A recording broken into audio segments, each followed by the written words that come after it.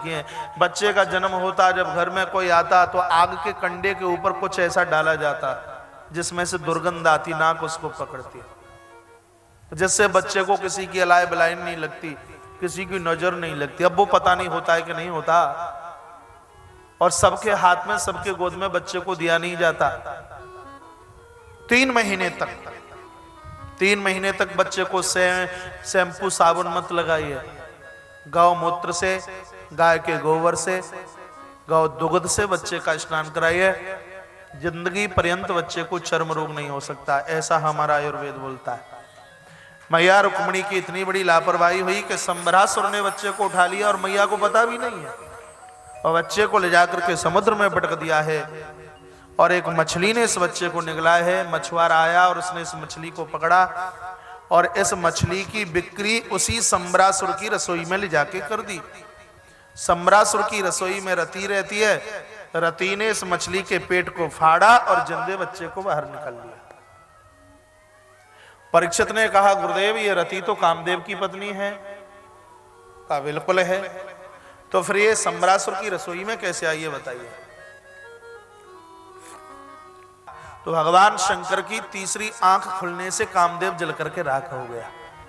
कामदेव संसार के विकारों का नाम है। तीसरी आंख है ज्ञान की, तीसरी आंख है विवेक की। हर व्यक्ति की 3 आंखें हुआ करती हैं, लेकिन ये 2 तो सबकी खुली हैं। काम तब चले जब तीसरी खुले, और तीसरी आंख हृदय में है, ज्ञान की आंख। इन माताओं को ज्यादा पता है।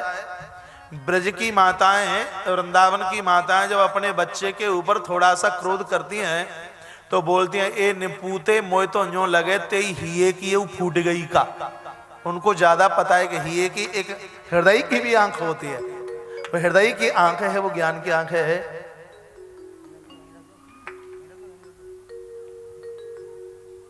विवेक की आंख है वो। जब वो आंख खुले तो जिंदगी के विकार समाप्त हो गए। कामदेव को भोलेनाथ ने जला करके राख किया है। संबरासुर ने तब किया, भोलेनाथ ने दर्शन दिए, का वरदान मांगिए, का हमें रति मिल जाए। भोलेनाथ तो देने में सकचाते नहीं है। ऐसा एक भगवान शंकर ऐसा देव है जिसने महाराज अपनी पत्नी भी दान में दे दी। लिंग पुराण में कथा थी, यहां सुना नहीं पाऊंगा, यात्रा लंबी है। ऐसे भगवान शंकर। रति रोती रोती आई है और रति ने कहा, भगवान इस निशाचर के साथ में रहूंगी, आपने क्या किया। तब भगवान शंकर कहते हैं, जो मैंने कहा वो तो होगा, लेकिन ये वरदान मैं दिए देता हूं कि जब भगवान श्री कृष्ण द्वापर में प्रकट होंगे तब ये तुम्हारा पति भगवान श्री कृष्ण का पुत्र बन करके आएगा, और इसकी रसोई में तुम्हारी मुलाकात तुम्हारे पति से हो जाएगी। जब यदुवंश कृष्ण अवतारा, जब यदुवंश कृष्ण अवतारा, ओई गई हरन महामहि भारा। जब यदुवंश कृष्ण अवतारा, ओई गई हरन महामहि भारा। कृष्ण तनय हो ये पति तोरा, कृष्ण तनय होई ये पति तोरा। वचन अल्यता होई न मोरा, वचन अल्यता होई न मोरा। जब यदुवंश कृष्ण अवतारा, होई गई घरन महामहि भारा। ये पूरा चरित्रमानस के बालकांड की 2 चौपाइयों में लिख दिया है। बस इसीलिए वो ही कामदेव जलकर भगवान श्री कृष्ण का पुत्र बन करके आया है। रति संबरासुर की रसोई में काम करती है। इसने आज मछली के पेट को फाड़ा और अपने जिंदे पति को बाहर निकाल लिया। इस बच्चे ने रति को कहा कि मैं कौन हूं, ध्यान से सुनेंगे। तो रति ने ये नहीं कहा कि तुम मेरे पति हो, ये एक भी बार नहीं कहा। तो भवान नारायण सुतो, भवान कहते हैं संस्कृत में आप, और नारायण ईश्वर का नाम है, सुतो माने पुत्र, यानी आप भगवान के पुत्र हैं।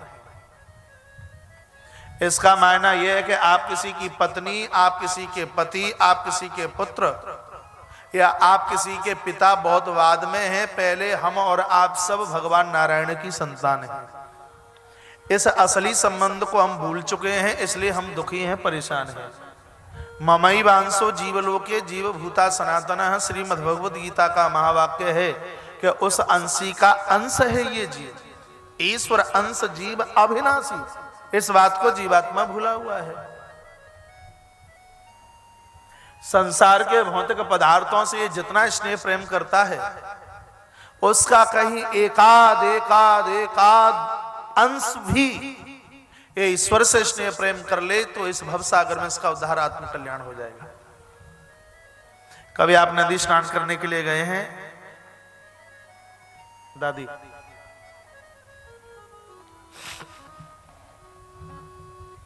आप नदी स्नान करने के लिए जाएं, लड्डू गोपाल जी आपके हाथ में होवे और एक 50,000 रुपए की गड्डी आपकी ऊपर की जेब में रखी हो, और आप जैसे ही भगवान को नहलाएं तो एकदम आपके हाथ से वो लड्डू गोपाल जी भी छूट जाए नदी में, और जेब में से वो 50,000 के नोट की गड्डी भी छूट जाए। सच बताना, आपको दुख कब ज्यादा होगा?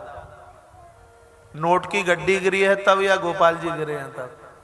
असलियत बताइए, देखिए, नकली बात नहीं। हाँ, गोपाल जी गिरे हैं तब? नहीं, गोपाल जी तो और ले आएंगे, 1,000-2,000 के आएंगे, ले आएंगे वृंदावन से, लेकिन गड्डी चली गई है तो चैन नहीं है। इतना दुख होता है, पैसा जाने पर इतना। भगवान कोई ले गया कोई बात नहीं है, लेकिन जब खजाना लुट जाए, वो पैसा चला जाए और जब चोरी हो जाए, कैसा लगता है? जिनकी हुई होगी चोरी उन्हें पता होगा कैसा लगता है। अच्छा नहीं लगता, बढ़िया नहीं लगता, बड़ी पीड़ा होती है, बड़ा दुख होता है। भगवान चले गए कोई कष्ट नहीं होता, कोई पीड़ा नहीं होती।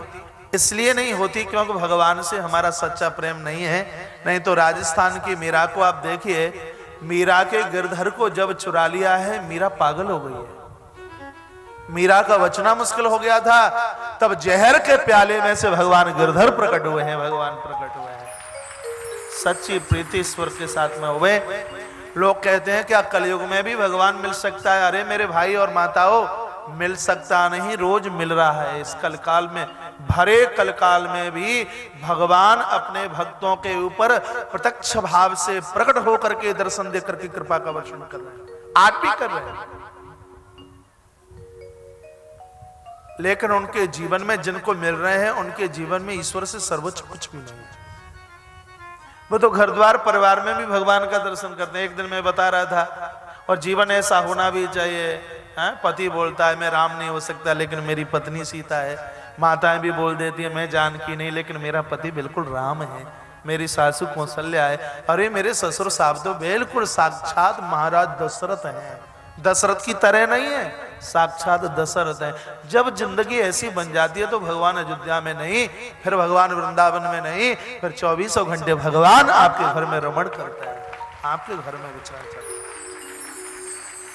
जीवन ऐसा बने तो सही, भगवान नारायण सतो।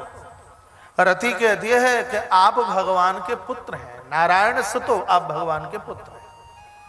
और सबसे पहले हम भगवान के, ये बात बिल्कुल सच है, हम भगवान के। आप कहें पत्नी मेरी है, पति मेरा है, तो द्रौपदी की जब साड़ी खिंच रही है, एक बार उस चरित्र को जरूर पढ़ लिया करें। महीने में, 2 महीने में, 6 महीने में या 15 दिन में इस चरित्र को आप जरूर पढ़ लिया करें। द्रौपदी को अहंकार था युधिष्ठिर के भाले के ऊपर, द्रौपदी को अभिमान था अर्जुन के गांडीव के ऊपर, द्रौपदी को अभिमान था भीम की गदा के ऊपर, द्रौपदी को अभिमान था नकुल और सहदेव की तलवार के ऊपर। और ये भगवान ने सिद्ध करके बता दिया कि गांडीवधारी और भालाधारी और तलवार वाला और गदा वाला भी इस ईश्वर के बिना तुझे नहीं बचा सकता। और द्रौपदी के उस भ्रम को भगवान ने खत्म कर दिया। ऐसे ऐसे महावत मारुति बैठेंगे कि काल भी जिसके सामने से युद्ध छोड़ करके भाग जाए, ऐसे पिता में भीष्म का भी मुंह सिल गया, कुछ बोल नहीं पाए।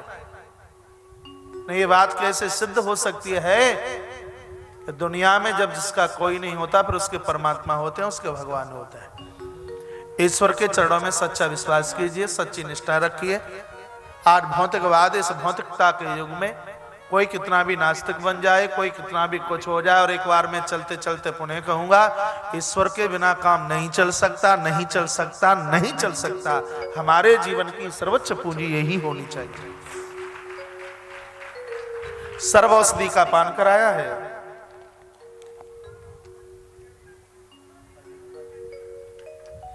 हमारे मध्य में आज विशेष अतिथि के रूप में भैया राजेश विजयवर्गीय जी, जो समाज के परम सेवी हैं, उनका आगमन हुआ है। एक बार तालियों के साथ उनका सम्मान, व्यासपीठ उनका बहुत मान करती है। किधर बैठे हैं? जिधर बैठे हैं वहीं उनका मान है, उनका सम्मान।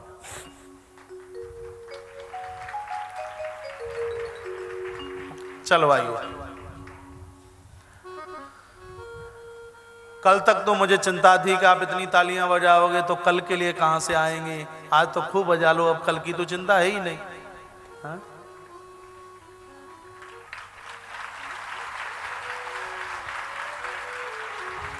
पांडाल फुल है। कार्यकर्ता बंधुओं से मेरा पीछे निवेदन होगा, जो भी आए उनको बैठने की बिल्कुल व्यवस्था ना हो। गर्मी बिल्कुल है नहीं, पांडाल के बाहर भी बैठ सकते हैं, कोई दिक्कत नहीं होगी।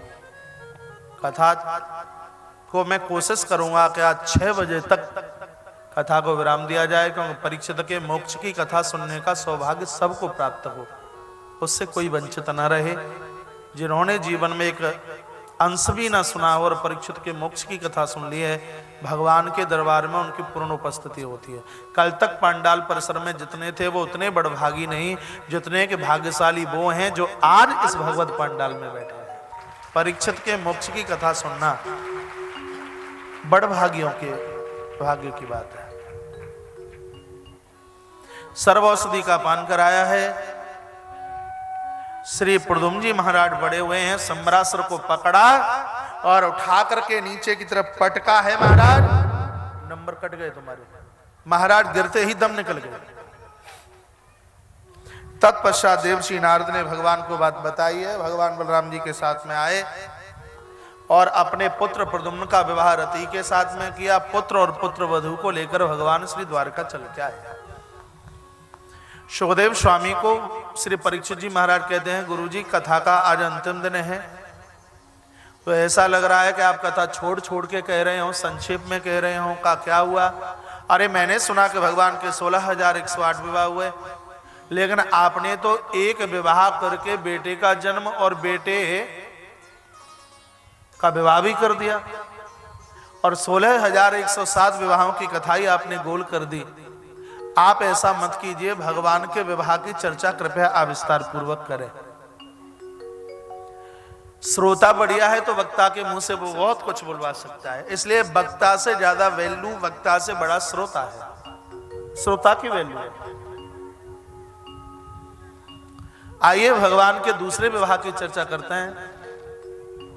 ठाकुर जी का दूसरा विवाह किस प्रकार से संपन्न होता है? द्वारका में एक यादव रहते हैं जिनका नाम है सत्राजित। आसीत सत्राजितो सूर्यो भक्तस्य परमा सखा। भगवान सूर्य के ये परम मित्र हैं। एक बार इन्होंने अनुष्ठान किया तो भगवान सूर्य ने प्रसन्न होकर इनको एक ऐसी मणि दी है जो 60 भार सोना रोज देती है। एक भार में 20 किलो होता है, 20 × 60 बराबर जितना आए उतना सोना रोज महाराज ये मणि इनको देती है। आपको भी यदि इतना सोना चाहिए और रोज इतना सोना आपको चाहिए, तो आप भी भगवान सूर्य के भक्त बन जाइए। सूर्य की उपासना पंचदेव उपासना में एक उपासना है। 5 देवताओं की पूजा होती है घरों में, आपको पता भी नहीं होगा। पंचदेव उपासना में यानी आपके घर में जो मंदिर बना है उसमें भगवान गणपति, माता जगदम्बा, भगवान सालग्राम, भगवान शंकर और भगवान सूर्य। अपने आप को पूछिए 5 देव हैं कि नहीं? नहीं है, पूर्ति कीजिए। इसको कहते हैं पंचदेव उपासना। भगवान सूर्य की बड़ी प्रधानता है। सूर्य भगवान को अर्घ दिए बिना किए गए पुण्य और दान का पूरा फल नहीं मिलता। हिंदुस्तान की धरती पर दो, एक हैं स्वामी विवेकानंद जी महाराज और दूसरे हैं महात्मा गांधी। ये भगवान सूर्य के परम भक्त हुए हैं दोनों के दोनों। एक ने पूरी दुनिया में सनातन धर्म की ध्वजा को ऊंचा किया, दूसरे ने इस देश की स्वतंत्रता के लिए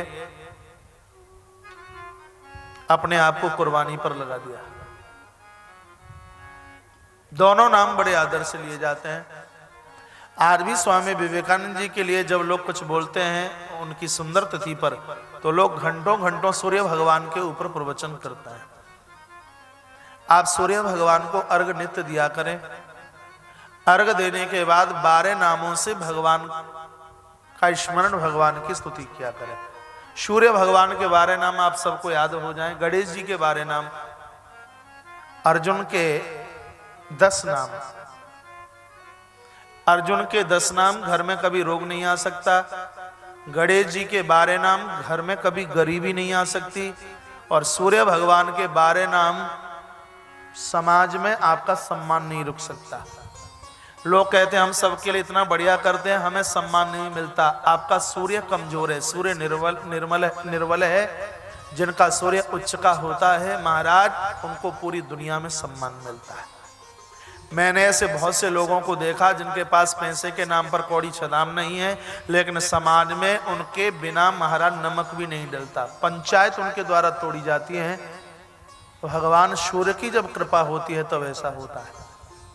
और देखिए, आपके पास कितना भी पैसा हो, बंगला ठीक ठाक से हो, यदि सम्मान नहीं है दुनिया में तो कुछ भी नहीं है। हर व्यक्ति सम्मान का भूखा है और वो सम्मान के लिए जी रहा है। पैसा तो उनके पास बहुत होता है जिनका नाम व्यासपीठ से नहीं मैं ले सकता। जिसके जीवन में सम्मान नहीं है उसके जीवन में है क्या? तो भगवान सूर्य और चंद्रमा की कृपा से मन और बुद्धि के विकार खत्म होते हैं।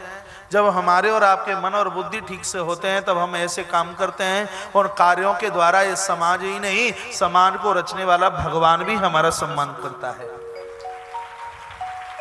इसलिए भगवान सूर्य का आप नित्य दर्शन किया करें। उगते हुए सूर्य का दर्शन करना आप कभी भी मत भूलना। कथा सुन के जाएं, अपने बच्चों को जाके बोलना। प्रखर विद्या के लिए यहाँ से उपचार बताया जा रहा है। बच्चों को बोलना है कि सूर्य को अर्घ देना, सूर्य का दर्शन करना और हनुमान चालीसा का नित्य बच्चे पाठ करें। जो महाराज ज्ञान किताबों में छिपा है वो ज्ञान बच्चों के मस्तिष्क में आकर के बैठ जाएगा। एक बार आप अपना करके देख लें। बच्चा हो, युवा हो, बूढ़ा हो, बुद्धि के बिना तो किसी का काम चलता नहीं है। बुद्धि के देवता भगवान सूर्य हैं। दुकान, ऑफिस, फैक्ट्री बाद में जाइए, छत पर चढ़िए और भगवान भास्कर को प्रणाम कीजिए। स्वामी विवेकानंद जी महाराज 1008 बार भगवान सूर्य को नित्य प्रणाम किया करते थे, रोज प्रणाम किया करते थे 1008 बार। और ऐसे सीधे नहीं, ऐसे प्रणाम करते हुए, दंडवत प्रणाम करते हुए प्रणाम करते। भगवान भास्कर सूर्य के लिए तो जितना कुछ कहा जाए उतना कम है।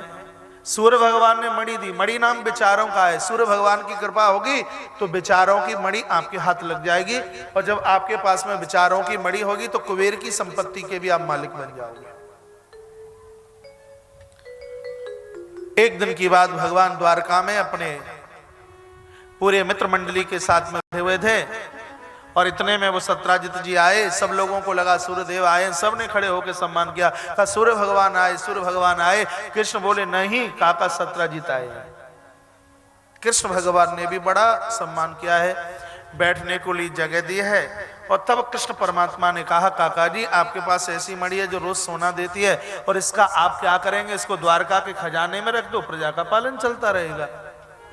सत्राजित ने कहा तप करके मैंने इसको प्राप्त किया है, इसलिए कृष्ण मैं ये मणि तुम्हें नहीं दे सकता। सयाच तो मणिम पापी यदुराजाए सौरणा, यदुराज को मना कर दिया।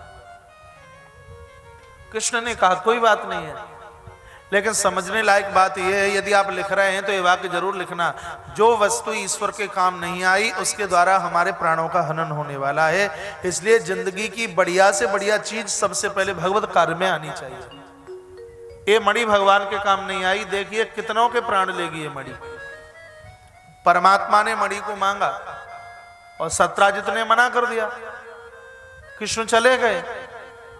थोड़ी देर के बाद में इनके भाई साहब आए जिनका नाम है प्रसेन। प्रसेन ने मणि मांगी है। तमे कदा मणिम कंठे प्रथमुच्च महाप्रभम प्रसेन ने मणि मांगी और निकाल करके दे दी है। और वो प्रसेन इस मणि को कंठ में बांध करके जा रहे हैं वन के लिए। रास्ते में कोई सिंह मिला और सिंह का घमासान युद्ध प्रसेन के साथ युद्ध हुआ और उस युद्ध में प्रसेन मारा गया। एक की हत्या हो गई क्योंकि ये मणि ईश्वर के काम नहीं आई इसलिए। तत्पश्चात वो सिंह चला इस मणि को लेके। तो रास्ते में एक रीछ मिले, रीछ और सिंह का घमासान युद्ध हुआ। सो रीछ ने शेर को मार डाला और वो मणि को लेके चल पड़ा।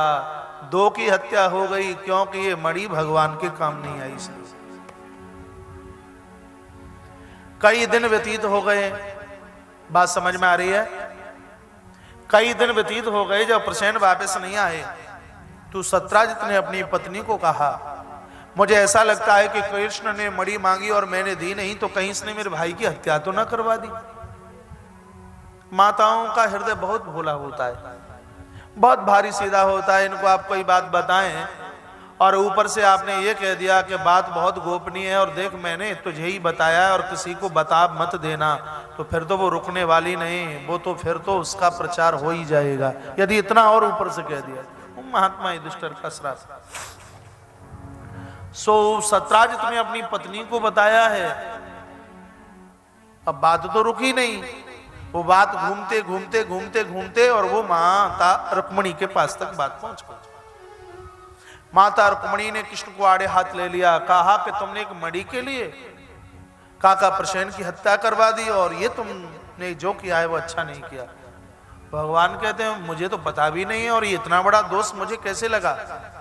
जब ध्यान किया तब लगा कि मैंने भाद्रपद के उस चतुर्थी के चंदा को देख लिया है। बहुत लंबी कथा है। अहिल्या और इंद्र का चरित्र है, उसमें श्राप मिला है तिथि को कि जो आज की तिथि को कोई इस चंद्रमा को देख लेगा तो उसको कलंक लगेगा, उसको मिथ्या कलंक लगेगा। वैसे तो भादों की चतुर्थी का चंदा देखना नहीं, और भूल से यदि देख भी लेते हो तो उसके प्रायश्चित के लिए आप जितने परिसर में बैठे हैं सबको ये कथा यहां से कंठस्थ होनी चाहिए, सबको याद होनी चाहिए। वो यहां से आरंभ हो रही है। भगवान श्री कृष्ण सीधे सत्राजित के पास पहुंचे, प्रणाम किया। काका आप ये कह रहे थे कि मणि के लिए मैंने काका प्रसेन की हत्या करा। कहा और क्या? पूरा नगर इकट्ठा हो गया, पूरे द्वारका के लोग इकट्ठे हो गए और सबने हत्या का केस कृष्ण के ऊपर थोप दिया। धारा नंबर 302 भगवान कृष्ण के ऊपर लगाई गई। बड़ी खतरनाक। कृष्ण सबको समझाते हैं, कोई मानने को तैयार नहीं। भगवान श्री कृष्ण ने पूरे द्वारका के लोगों को इकट्ठा किया है और कहा चलो चलते हैं, पता लगाते हैं। तो रास्ते में गए सो महाराज डेड बॉडी मिल गई है प्रसेन की। अब लोगों ने कहा कि पूरी करामात कृष्ण की है। पूरे नगर में कर्फ्यू लग गया, कोई किसी को बात करने के लिए तैयार नहीं है। धारा नंबर 144 144 द्वारका में लगा दी गई।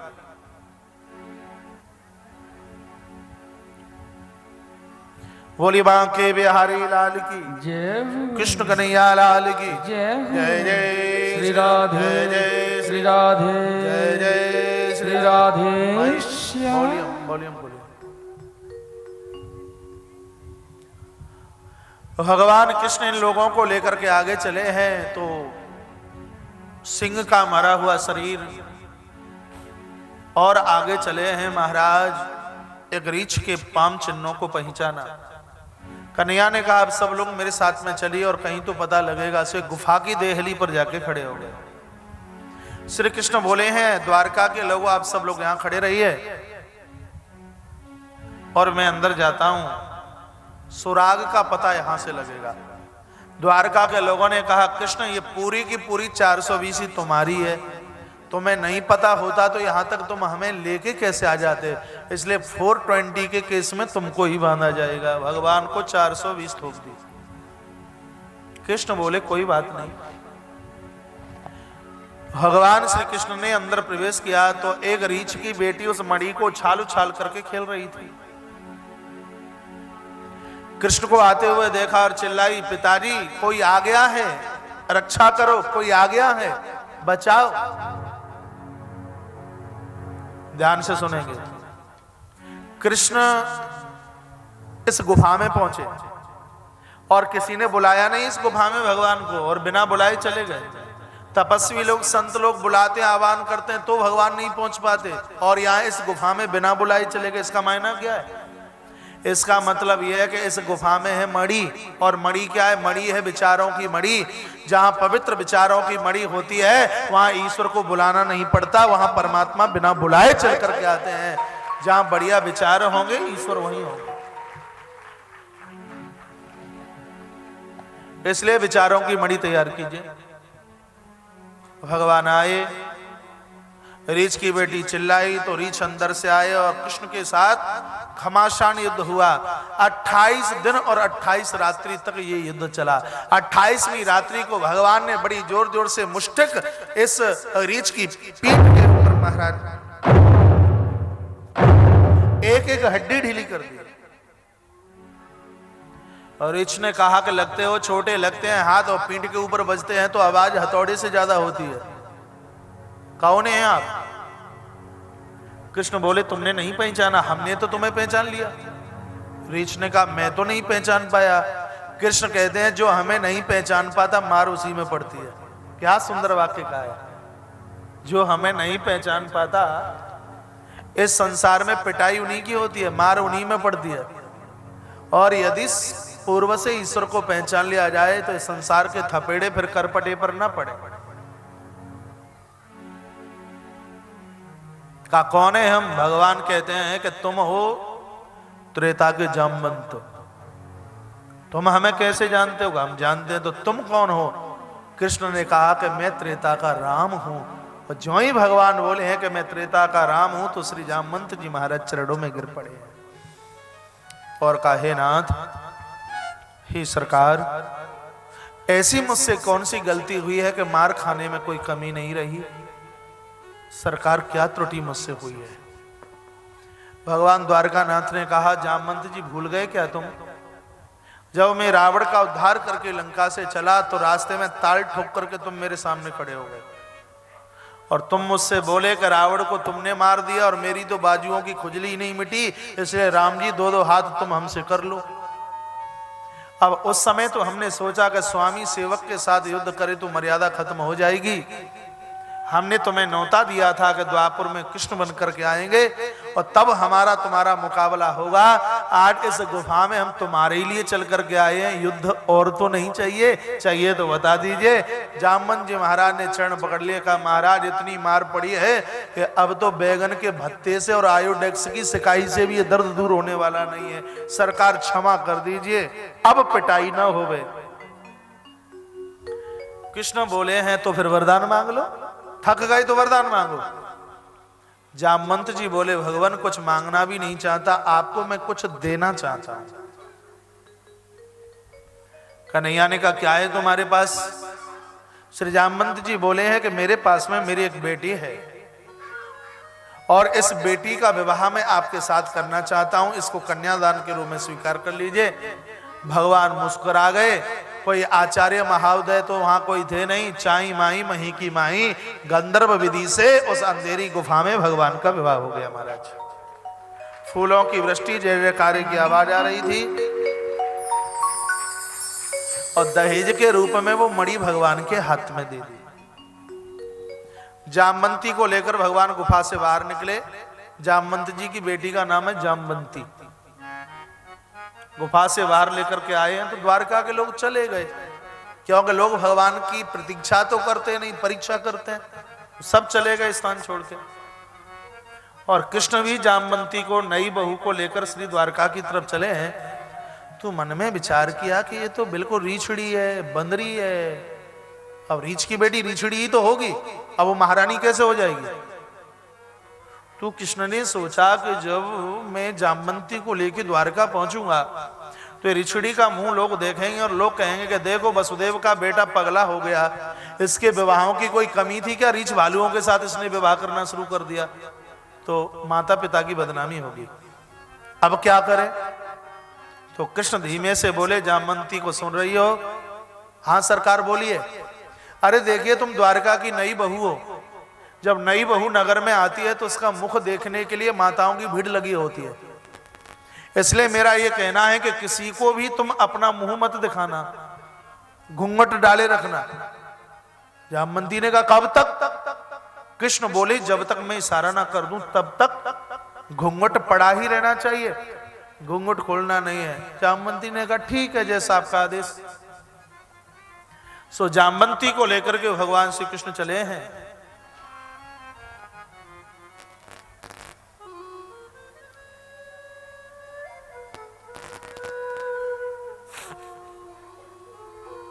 ये आगे पीछे मत कीजिए, जो जहां बैठे हैं वो सब ठीक है, वो सब ठीक से बैठे। और घंटे भर की बात है, पंडाल में जगह ना हो तो फिर ये व्यास गद्दी के आसपास बैठ जाना, आके बैठे रहो, बैठे। बात कहां चल रही थी? मैं तो 4 माताओं को बिठाने चला गया था, आप कहां गए थे? पता आपको भी नहीं है, मालूम है? कहा जब तक मैं इशारा ना कर दूं तब तक घूंघट मत खोल। अब मुझे तो पता होता, थोड़ा टटोलूं कि आप कहां गए हैं। जब तक मैं इशारा ना करूं तब तक घूंघट ना खोलना। जामवंती ने कहा ठीक है। जामवंती को लेकर भगवान ने द्वारका में प्रवेश किया। हल्ला हो गया, कहा भैया कन्हैया का दूसरा ब्याह। ये माताएं इधर बात कर रही, मेरी तरफ देखिए, इधर देखिए। जब मैं आपको देख रहा हूं आप भी मुझे देखिए, इतना माड़ा नहीं हूं कि देखने लायक ना हूं। इधर देखिए, पोजीशन में बैठिए। कथा होने के बाद में मेरे ऊपर माता गुस्साएं तो दिखाई, कथा तो कही, लेकिन बड़ा खतरनाक बाबा। कड़वी कुनैन फायदा करती है, ध्यान रखना। आप मुझे बहुत अच्छे लगते हैं, इसलिए मैं बोलता हूं। आप मेरे नहीं होते तो मैं यहां से एक भी बार नहीं बोलता। आपको जो अच्छा लगता सो करते रहते। आप अपना कीमती समय छोड़ करके आए हैं, और एक शब्द ने भी यदि हमारा जीवन बदल दिया तो इससे बड़ा और हमारे जीवन में और कुछ हो नहीं सकता। इसलिए मैं बार बार आग्रह करता हूं, कुछ गलती करूंगा 6 बजे क्षमा मांग लूंगा। लोगों को अचंबा होने लगा, कन्हैया का दूसरा विवाह, कन्हैया का दूसरा विवाह, कन्हैया का दूसरा विवाह, कन्हैया का दूसरा विवाह। सुखदेव कहते हैं परीक्षित, इन लोगों को दूसरे विवाह पर इतना अचंबा हो रहा है, तो जब पूरी बटालियन की भर्ती की जाएगी 16,108, तब इन लोगों को कितना आश्चर्य होगा। यहां तो सब लोगों को अचंबा है। नई बहू को लेकर के भगवान दरवाजे पर पहुंच गए। माता देवकी ने आरती उतारी और नई बहू को चबूतरे पर बिठा दिया, खेस पल्ली बिछा करके। पुरानी बात, पहले तो सोफा वोफा तो चलते नहीं थे, तो बिठा दिया। माताओं को 2 चीजों का भारी शौक है, और होना भी चाहिए। एक तो नगर में कोई बारात आई हो तो छत पर चढ़ जाएगी दुल्हा को देखने के लिए। चूल्हे पर दूध जले तो जल जाए इसी समय, छत पर चढ़ जाएगी, फिर कहेगी नाक ऐसा है, कान ऐसा है, हाइट ऐसी है, गोरा है, ठीक है। लेकिन जितना दामाद सुंदर वो पड़ोसन का आया था वैसे ठीक है, लेकिन जैसा वो है पड़ोसन का दीदी का आया था वैसा नहीं है।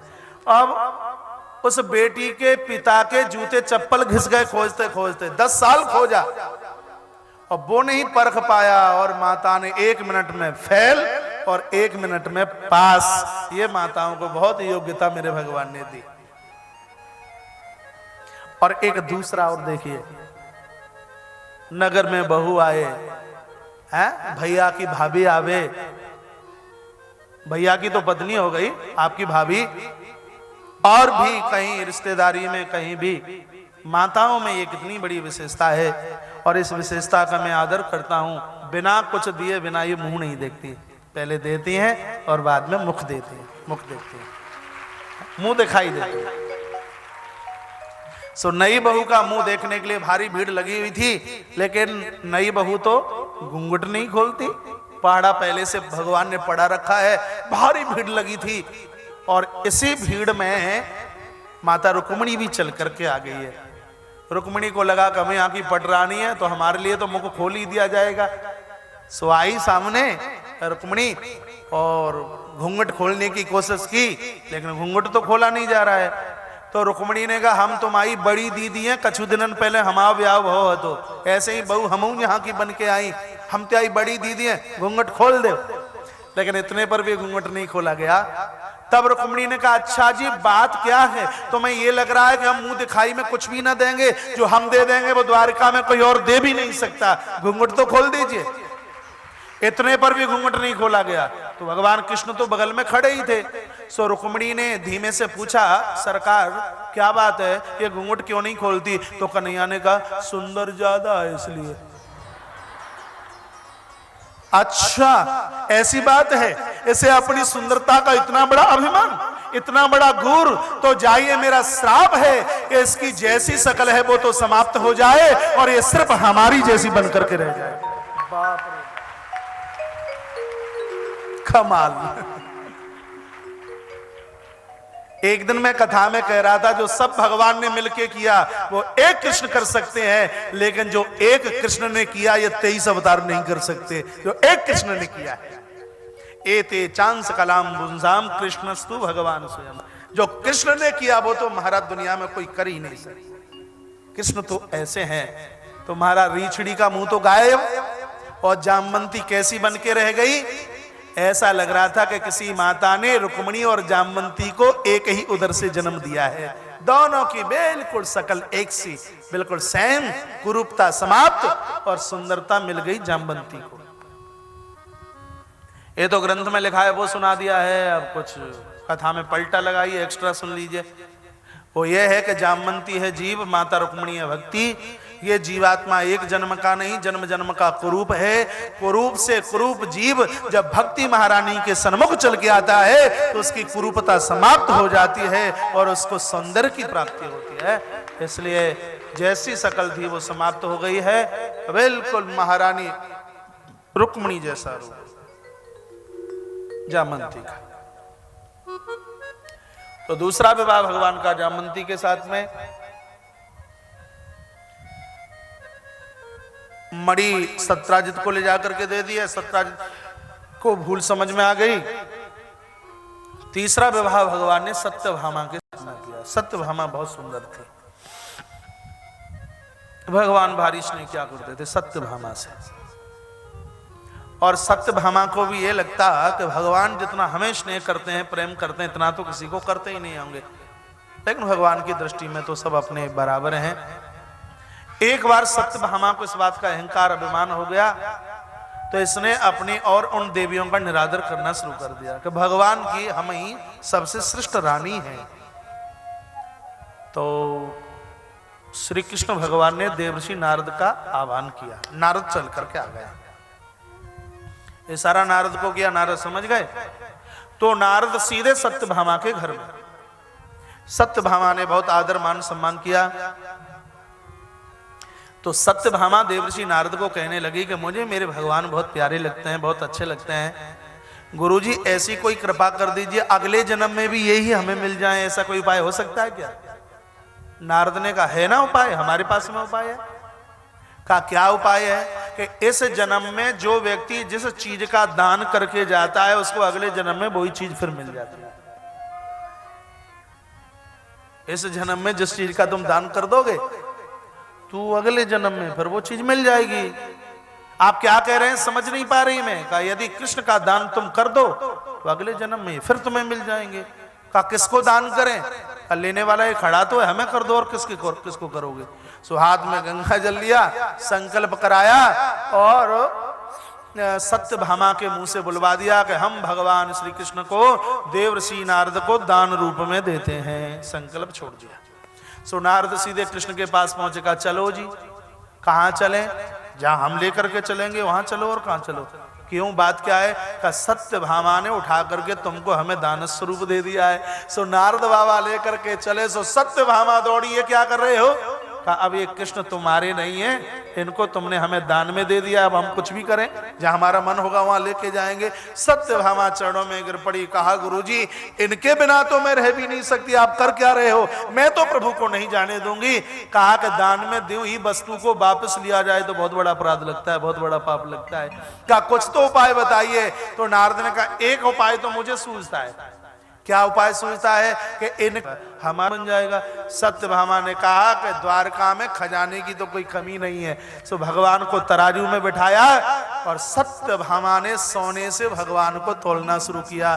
द्वारका का जितना सोना था वो पूरा का पूरा चढ़ गया, लेकिन भगवान का पलड़ा धरती से तिल के लिए भी ऊपर उठने को तैयार नहीं है। माताओं का कुछ गोपनीय खजाना होता है, बक्से में अटैची में बंद, उसको भी सबको निकाल करके ला करके रख दिया गया, लेकिन फिर भी पलड़ा जमीन से इतना भी ना उठा। जितना था वो सबका सब चढ़ा दिया, लेकिन जिस पलड़े में कृष्ण बैठे हैं वो पलड़ा तो उठने को तैयार ही नहीं। अब ये आवाज दौड़ी है महाराज, और भी जितनी भी थी देवियां थी सबने अपना अपना गहना अपना अपना सोना रख दिया, कम से कम भगवान तो जाने से बचे। लेकिन भगवान का पलड़ा तो उठने को तैयार नहीं। तो ये सूचना माता रुक्मिणी के कानों तक पहुंची। रुक्मिणी तो बड़ी होशियार है, भक्ति महारानी है, और माता रुक्मिणी समझ गई और मां रुक्मिणी चल करके आई है। पहले तो माता रुक्मिणी बड़ी जोर से हंसी, बहुत मुस्कुराई, और बाद में कहा कि पलड़े में जितना सोना रखा है सब बाहर उतार दीजिए, बाहर निकाल दीजिए। सबको निकाल दिया और फिर माता रुक्मिणी ने अपने साड़ी के एक छोर में से उसकी गांठ खोलकर एक छोटा सा तुलसी का पत्ता महाराज चढ़ा दिया तराजू के ऊपर। तो वो तराजू नीचे और भगवान ऊपर जाकर के लटक गए। देवर्षि नारद ने कहा, सत्यभामे, भगवान को वस्तु से संपत्ति से नहीं, भगवान को प्रेम से तोला जा सकता है। तो मैं ये मत सोचना कि भगवान तुम्हारे हैं, ये सबके हैं। और उस समय सत्यभामा के अहंकार को देवर्षि नारद ने चूर चूर कर दिया। पहले तो बताइए, कथा समझ में आ रही है? पक्की बात? जयकारा लगाइए, बोले बांके बिहारी लाल की जय हो, कृष्ण कन्हैया लाल की जय हो। जय जय श्री राधे, जय जय श्री जय जय श्री राधे श्याम। बहुत देर हो गई, पहले आइए एक भगवत नाम उच्चारण 1-2 मिनट के लिए। श्याम के बिना तुम आधे, तुम्हारे बिना श्याम आधे, भजो राधे राधे राधे राधे। आइए प्रभु नाम उच्चारण, और उसके बाद बड़ी सुंदर कथा में प्रवेश करेंगे। दोनों हाथ ऊपर कीजिए।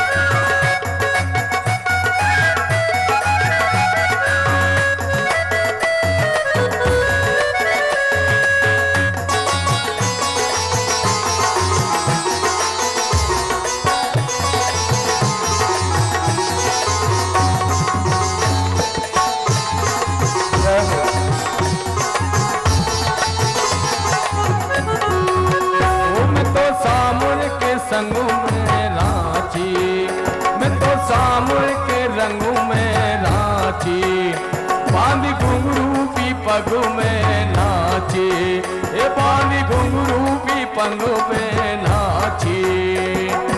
ऐसो निष्ठुर भयो नंद जी को लाल, बात में देहित की न जाती। ऐसो निष्ठुर भयो नंद जी को लाल, बात मेरे हृदय की न जाची।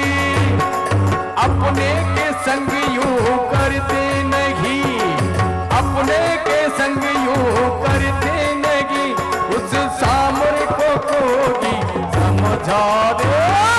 राधे राधे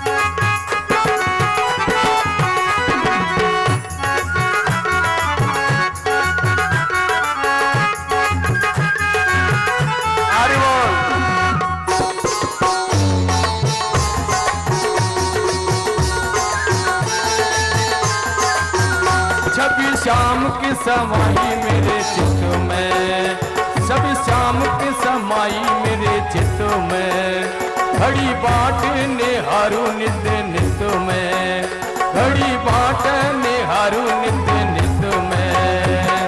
श्याम के बिना मोई कछु न सूझे, घर श्याम के बिना कित जाऊं मैं।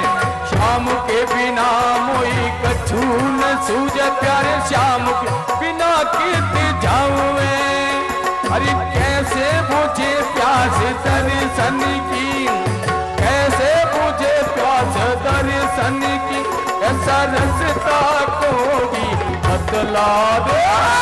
राधे राधे राधे राधे राधे राधे राधे राधे राधे राधे राधे राधे बोलो राधे राधे राधे राधे। श्याम के बिना तुम आधी, श्याम के बिना तुम आधी, तुम्हारे बिना श्याम याद। राधे राधे राधे राधे राधे राधे राधे राधे।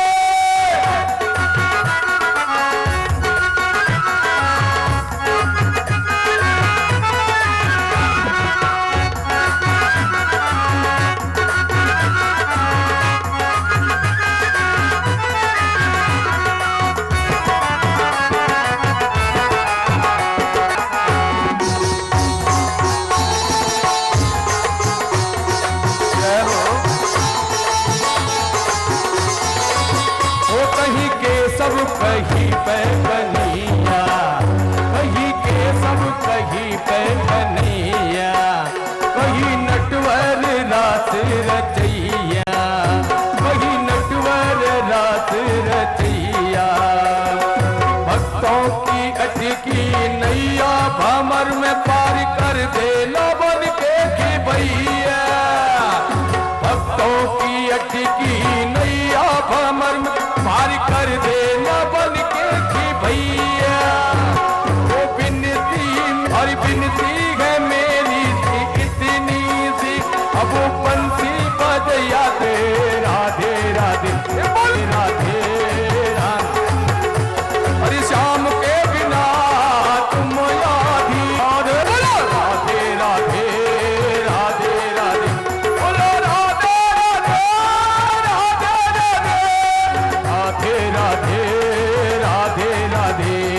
श्याम के बिना तुम आधी, श्याम के बिना तुम आधी, तुम्हारे बिना श्याम याद।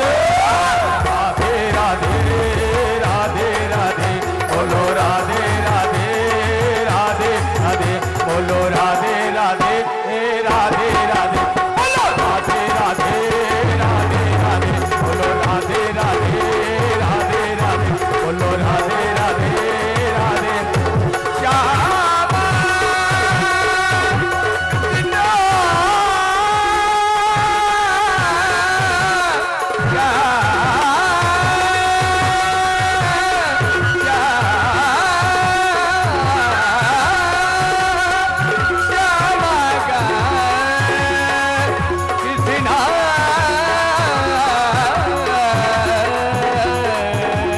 राधे राधे बोलो राधे राधे राधे राधे राधे राधे बोलो राधे राधे राधे राधे बोलो राधे राधे राधे राधे बोलो राधे राधे राधे राधे।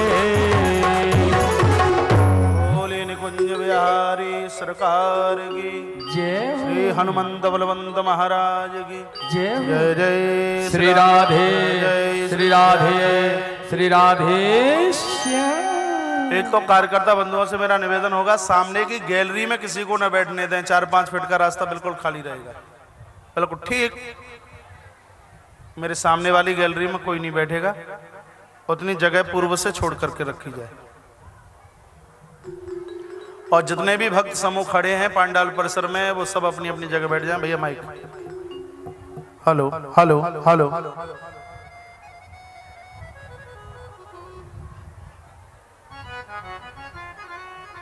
जैसे पूर्व में बैठे थे शांति से वैसे बैठ जाइए। भाई आवाज बढ़ाइए। जय हो।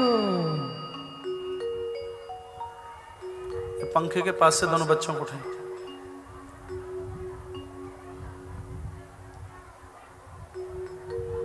सत्यभामा के साथ प्रभु का विवाह हुआ।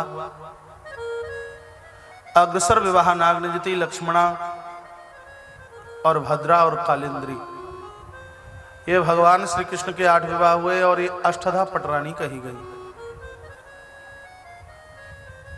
16,100 विवाह भगवान के और हुए हैं।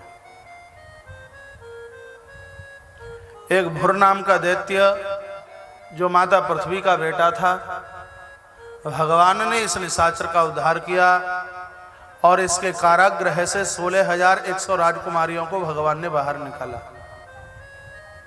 भगवान जाने लगे तो संत महात्मा रो पड़े। ठाकुर जी ने पूछा, महात्माओं को आप क्यों रोते हो? तो महात्माओं ने कहा कि ये राजकुमारियां इस राजा के कैद खाने में रहीं, इसलिए जगत का कोई भी राजकुमार इनके साथ विवाह नहीं करेगा। भगवान अब क्या होगा? कृष्ण बोले कि जगत में जिसका कोई नहीं होता उसको मैं स्वीकार करता हूं। तो 16,100 राजकुमारियों को भगवान श्री कृष्ण ने स्वीकार किया। कुल मिलाकर हेलो कुल मिला हेलो कर नहीं जानते, कुल मिलाकर के भगवान के 16,108 विवाह हुए हैं। ये कथा सुनकर के लगता है कि ठाकुर जी ने इतने विवाह किए तो 2, 4, 5, 25 विवाह हम कर लें तो हमारा क्या बिगड़ जाएगा? भगवान ने भी तो किया। और कथा भले ही याद ना रहे, लेकिन ये कथा जरूर याद रहेगी। इंदौर की व्यासपीठ से मैं निवेदन करना चाहूंगा, ये थोड़ी कहा है कि इसका मुंह बिल्कुल उधर कर दो। निवेदन करना चाहूंगा कि भगवान ने हाड़ मास की स्त्रियों के साथ विवाह नहीं किया। ये पहले 8 विवाह हुए हैं। वो 8 प्रकार की प्रकृति जिसका वर्णन श्रीमद् भगवद गीता में किया गया है, पंच महातत्व, चित्त, बुद्धि और अहंकार। यही स्त्री भाव से भगवान श्री कृष्ण की सेवा में इनका पदार्पण हुआ है। और जो 16,100 और विवाह हुए हैं, ये साक्षात वेद की ऋचाएं हैं। ये 16,100 में ये 100 ऊपर हैं, ये हमारे उपनिषद हैं 100। ये 100 उपनिषद ही स्त्री बनकर भगवान की सेवा में पधारी। और ये जो 16,000 और हैं, ये वेद की ऋचाएं हैं, उपासना कांड की ऋचाएं। स्त्री बनकर के भगवान की सेवा में इनका पदार्पण हुआ है।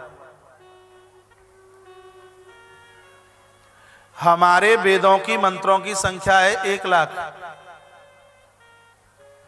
और ये आप सब लोगों को पता होना चाहिए। वेदों की मंत्रों की संख्या है 1,00,000। साउंड वाले भैया, और दूसरा आदमी नहीं है तुम्हारे पास कोई? इधर की पूरी लाइन बंद हो गई है, किसी मशीन ने करंट छोड़ा है। 1,00,000, और उन 1,00,000 को 3 विभागों में बांटा गया है। हमारे वेदों को 3 भागों में बांटा गया। एक है कर्मकांड। इस बात को थोड़ा ध्यान से सुन लीजिए, और सुनो तो तुम्हारी मर्जी है, ना सुनो तुम्हारी मर्जी है, आपके मतलब की बात है।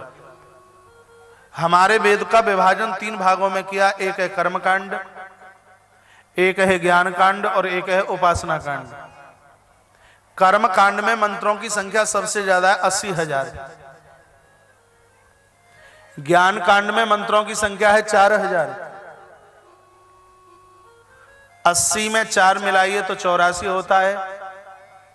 1,00,000 में से 84,000 आप माइनस कर दीजिए, कितना बचता है? 16,000। यही 16,000 मंत्र उपासना कांड के हैं। यही 16,000 मंत्र स्त्री रूप धारण करके भगवान श्री कृष्ण की सेवा में इनका पदार्पण हुआ। ये संसार की कोई साधारण हाड़ मास की स्त्रियां नहीं थी। ये साधारण स्त्रियां होती तो भगवान श्री कृष्ण को योगेश्वर नहीं कहा जाता।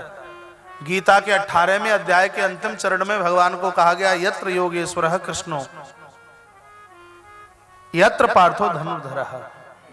भगवान श्री कृष्ण तो योगियों के भी परम योगी हैं। इन देवियों का भगवान ने वर्णन किया, घर पर लेकर के आए हैं। एक देवी के यहाँ 10 संतानों का जन्म हुआ, जिसमें 9 पुत्र हैं और एक बेटी है। तो 16,108 गुणा 10 बराबर जितना आए उतना लंबा चौड़ा खानदान भगवान श्री कृष्ण का। द्वारका में ठाकुर जी के परिवार का इतना बड़ा विस्तार हुआ।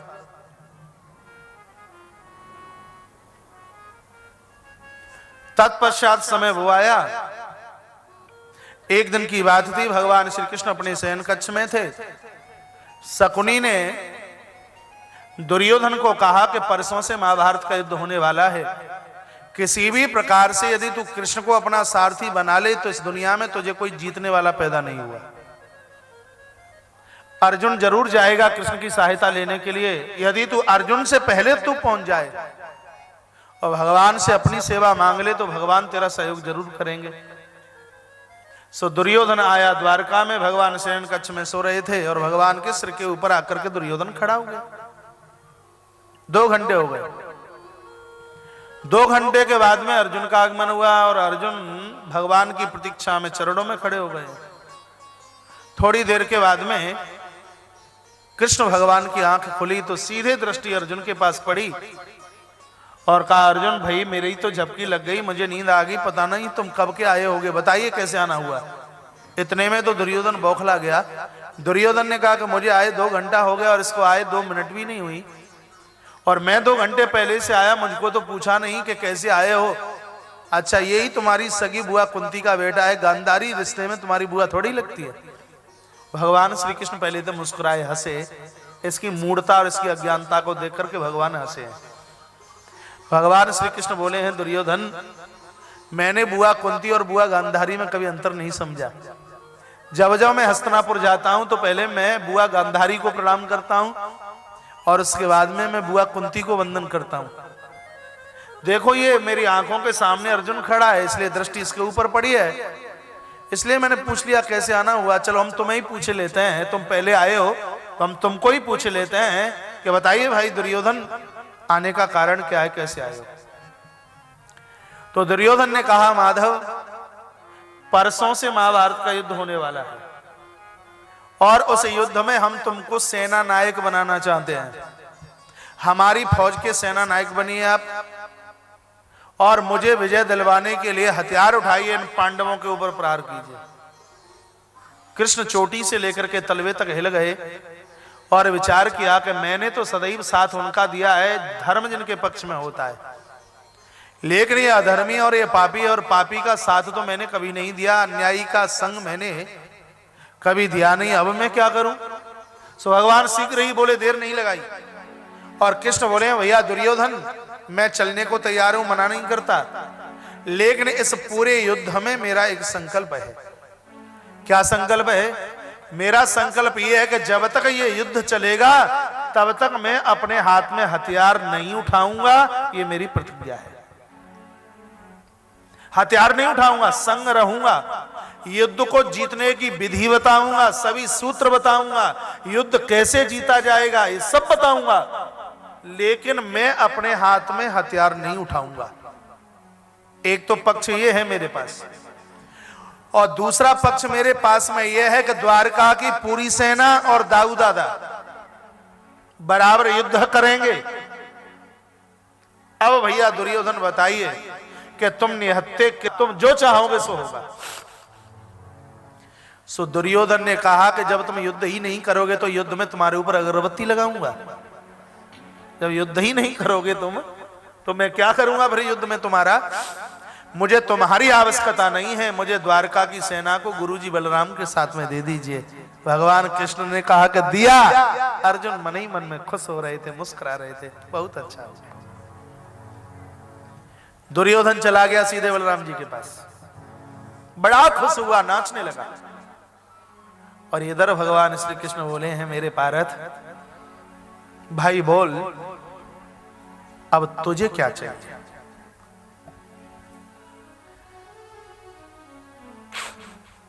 अर्जुन की आंखें भर आई हैं। अर्जुन ने कहा, भगवान एक राज्य के लिए हम अपने स्वार्थ के लिए आपसे हथियार उठवाएंगे, आपसे ये कहेंगे कि आप इनको मारिए। गोविंद कभी भी नहीं। मांग मेरी इतनी सी है, आप सिर्फ मेरे सारथी बनकर के मेरे रथ में बैठ जाइए। जब मेरे रथ की बागडोर आपके हाथ में होगी, तो हे द्वारकाधीश विजय